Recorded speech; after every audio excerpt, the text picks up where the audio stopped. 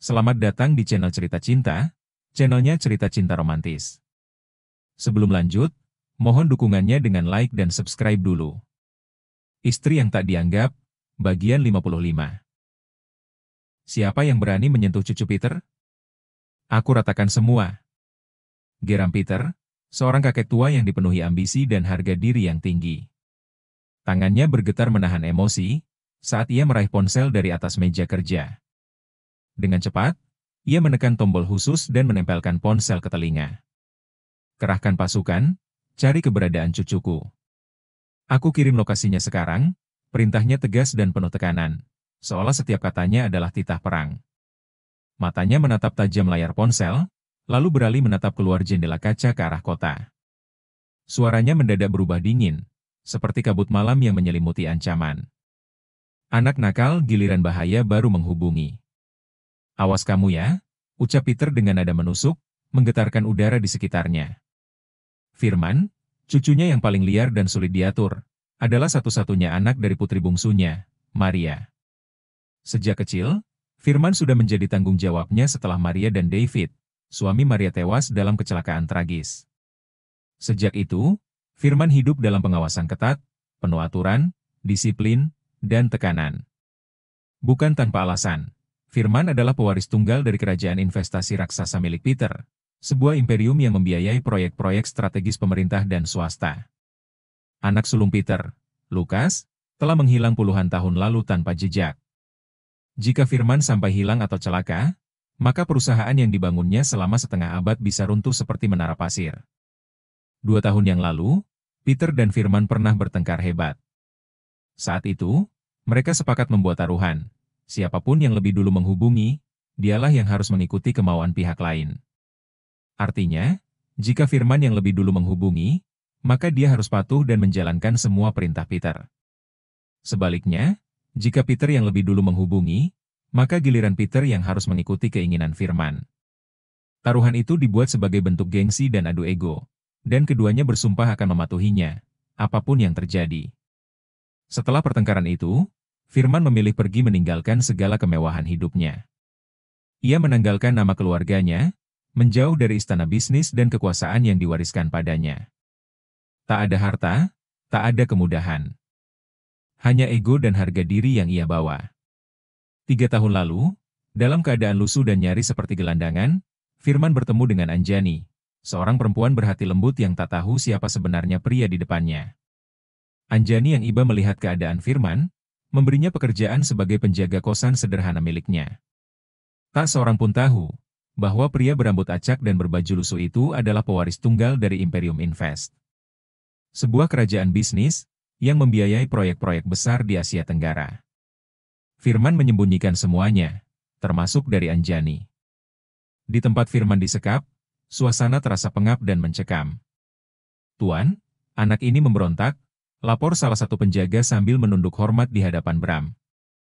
Bram mengangkat alisnya malas, matanya dingin tak menunjukkan belas kasihan. "Itu orang tidak penting. Singkirkan saja," ucapnya datar, seolah nyawa Firman hanyalah sampah di matanya. "Baik, Tuan," sahut petugas tanpa ekspresi, meski ada ketegangan di sorot matanya. Di ruang bawah tanah, tubuh Firman masih tergeletak tak sadarkan diri. Nafasnya berat, wajahnya pucat penuh luka. Namun ia belum tahu ajal sudah menanti. "Tuan memerintahkan untuk mengeksekusi," ucap petugas lain dengan suara pelan namun tegas kepada rekan-rekannya. Beberapa pria bersenjata turun ke ruang bawah tanah. Langkah mereka mantap, dingin, dan tanpa ragu. Saat pintu berderi terbuka, bau lembab bercampur darah menyambut mereka. "Seret. Bawa ke hutan dan habisi," ucap petugas dengan tatapan dingin, yang tak menyisakan belas kasihan. "Siap, bos," jawab salah satu dari mereka sambil mengangguk cepat. Seseorang menarik pistol dari balik jaketnya. Mengokang senjata, dan mengarahkannya langsung ke kepala Firman, jemarinya mulai menekan pelatuk. Dor! Suara tembakan menggema memecah keheningan, namun bukan kepala Firman yang tertembus peluru. Ia masih utuh, terbaring tak sadarkan diri akibat luka-luka dari pertarungan sebelumnya. Sosok yang hendak menembaknya justru tumbang. Tubuhnya ambruk, Senjatanya terlepas dan terguling di lantai. Di luar markas, 2 helikopter hitam berputar-putar di udara, membelah langit malam dengan suara deru tajam. Di bawahnya, mobil-mobil lapis baja berderet rapi, bukan dari kepolisian atau tentara. Mereka milik Imperium. Habisi semua. Jangan sisakan satu pun, ucap Leo, pemimpin pasukan elit Imperium, suaranya tegas dan penuh amarah. Tanpa ragu, 2 anggota pasukan segera masuk ke ruang bawah tanah. Mereka menemukan Firman dan langsung mengangkat tubuhnya yang lemah dengan hati-hati. Leo menatap tubuh cucu pewaris itu sambil menggeleng pelan. Lalu berbisik pada dirinya sendiri, mereka akan menyaksikan kembali wajah asli Asia Tenggara yang kejam. Berani-beraninya menyentuh pewaris Imperium. Sementara itu, di dalam markas besar Bram. Bram mondar-mandir gelisah. Tangannya tak henti mencoba menghubungi orang-orang kepercayaannya yang ditugaskan menjaga Firman, namun tak satu pun menjawab. Gila. Kemana sih orang-orang ini? Gumamnya, nada suaranya mulai panik. Ia merasakan firasat buruk menggelayut di dadanya. Jantungnya berdetak cepat, seolah memberi tanda bahwa bencana sudah dekat, dan bahwa ia telah menyentuh sesuatu yang tak seharusnya disentuh, darah Imperium. Di sebuah istana megah dengan pilar-pilar marmer yang menjulang, seorang pria berpakaian rapi berdiri dengan sikap tegap di hadapan presiden. Matanya tajam, penuh hormat namun tegas. Tuan Presiden, Peter kembali beraksi, lapornya, suara lirih tapi penuh arti. Sang presiden seorang pria parubaya, dengan rambut perak dan mata penuh perhitungan. Menyandarkan punggungnya ke kursi, senyum tipis muncul di sudut bibirnya. Menarik sekali, gumamnya.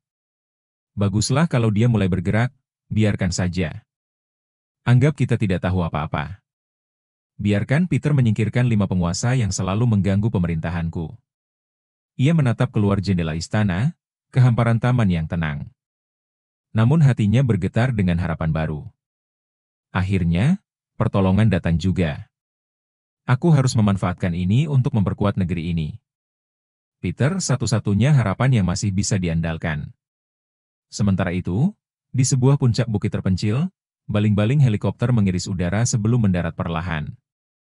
Di balik rimbunnya pepohonan, tersembunyi markas rahasia yang disamarkan menyerupai hutan belantara. Firman, masih tak sadarkan diri, segera dibawa ke ruang perawatan yang steril. Puluhan pasukan elit berjaga di setiap sudut, tak satu pun berani bersuara terlalu keras.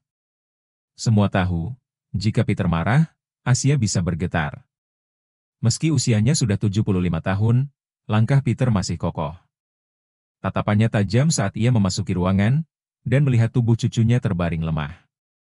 Sudah tahu siapa yang mencelakai cucuku? Tanyanya datar tapi berisi ledakan kemarahan yang tertahan.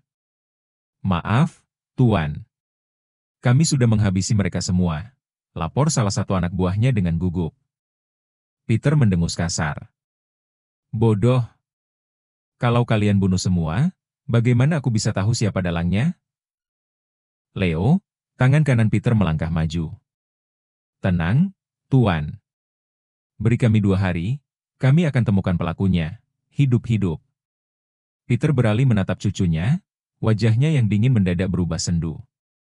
Bagaimana keadaannya? Dia hanya kelelahan, beberapa bagian tubuhnya sempat disetrum. Tapi dia akan pulih, jawab Leo. Peter mengepalkan tangan. Bajingan, siapapun yang menyentuh darahku, akan kubuat menyesal. Cari mereka, seret hidup-hidup ke hadapanku. Siap, Tuan. Jawab pasukannya serempak, tegas dan takut sekaligus hormat. Sementara itu, di ruang penyekapan Anjani. Cahaya lampu redup menyinari sudut sempit, lembab dari ruangan bawah tanah. Dinding batu yang dingin memantulkan suara tetesan air, yang jatuh perlahan dari pipa bocor di langit-langit. Di tengah ruangan itu, Anjani duduk di atas kursi besi. Tangannya terikat, wajahnya pucat, matanya sayu. Meski tubuhnya lelah, sorot matanya tetap tajam. Tak satu pun dari penjaga berani menyentuhnya, karena satu perintah dari Tuan Besar, Anjani adalah milik yang tak boleh dinodai. Pintu baja berderi terbuka, 2 pria masuk. Yang satu berkemeja hitam rapi, wajahnya teduh namun menyimpan bahaya, Renaldi. Di belakangnya, Pria berkacamata gelap dengan mantel panjang dan langkah tenang. Marco, sosok misterius yang ditakuti bahkan oleh para petinggi. Anjani menegakkan badan meski tangan masih terikat.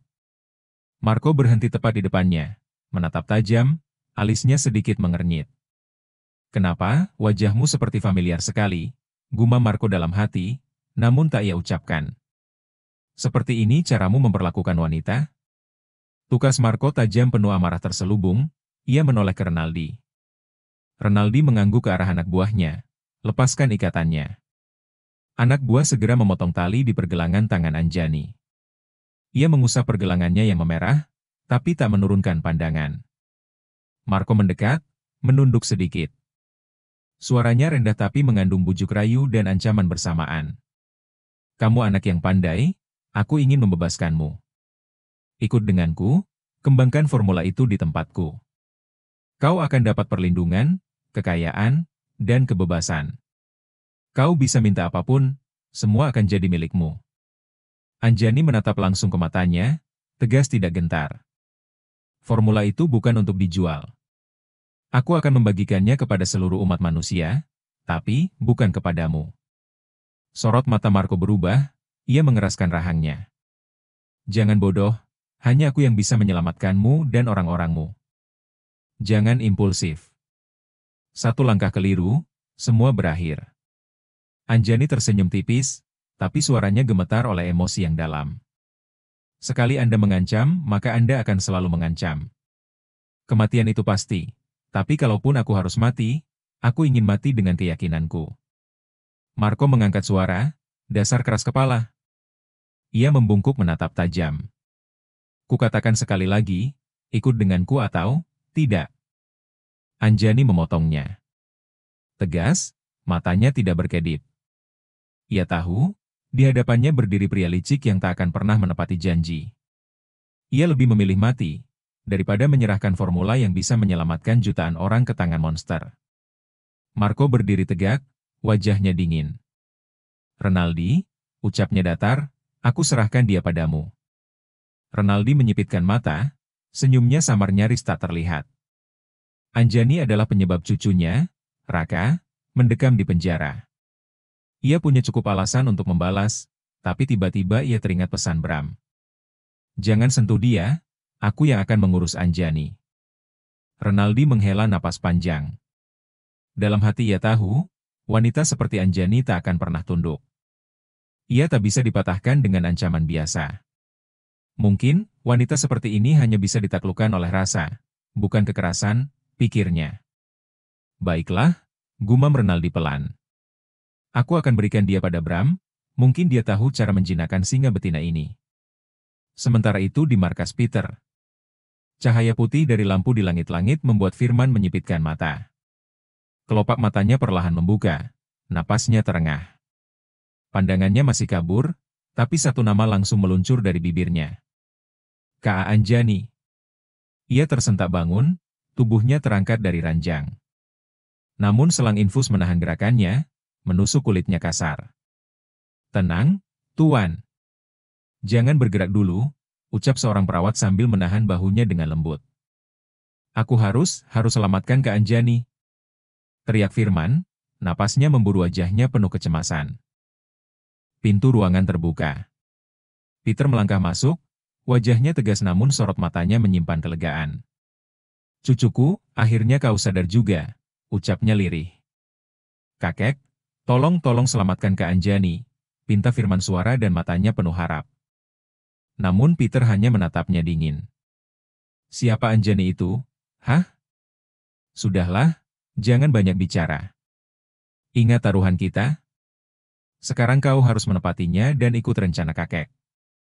Firman terdiam sejenak, ia tahu Peter tidak main-main. Tapi Anjani, ia tak bisa membiarkannya begitu saja. "Baik, aku akan ikut kemauan kakek," jawabnya pelan. Peter mendekat, duduk di tepi ranjang. "Termasuk rencana perjodohanmu?" Firman tercekat. Ingatannya melayang pada Wulan, senyum manjanya, sikap cerewetnya yang dulu menyebalkan, tapi entah sejak kapan, ada rasa yang tumbuh diam-diam. Peter menatap tajam. "Bagaimana?" Bersambung.